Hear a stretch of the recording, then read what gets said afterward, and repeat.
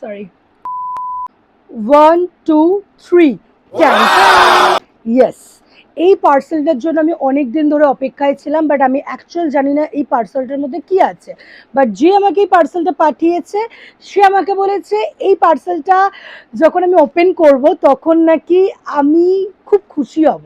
So চলো এই পার্সেলটা একটু ওপেন করা যাক। আমাকে কিছু একটা দিয়েছে পিছনে আটকানোর জন্য। আচ্ছা, ইনস্টাগ্রামের আইডিটাও এখানে রয়েছে, ইভেন ফেসবুক, ইউটিউব সবই রয়েছে। ইয়াস! ভাবছি এমন কি জিনিস যে যেটা দেখলে আমি খুব খুশি হব। খুলে গেছে, খুলে গেছে। তোমরা মেবি দেখতে পাচ্ছ এটা কোথা থেকে আমাকে পাঠিয়েছে। আমি জিনিসটা খুলবো। ওকে, আমাকে রিজন আর্টের একটা খুব সুন্দর কিচেন দিয়েছে, আমার নাম খেয়ালি বলে।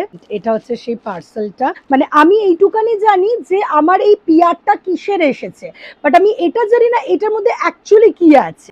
ও মাই গড! বিশ্বাস করো আমি এটা এখনো খুলিনি, কিন্তু লিটারালি ভাবিনি যে আমি একটা এত সুন্দর জিনিস পাবো চোখ দিয়ে।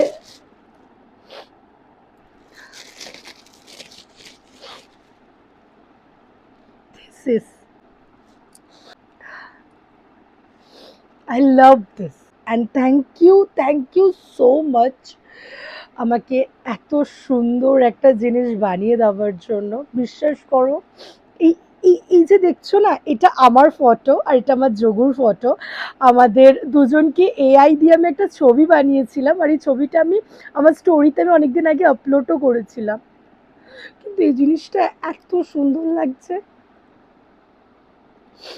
আমাকে যদি কেউ বুঝে থাকে সব থেকে আগে, যোগু। আমাকে কোনো কিছু কোনো দিন আমাকে ওর কাছে গিয়ে প্রকাশ করতে হয়নি, আমি শুধু মনে মনে ওকে ডাকতাম। অ্যান্ড ও আমাকে সব কিছু দিয়েছে জীবন, এইটুকানি জিনিস হলেও না ও আমাকে দিয়েছে।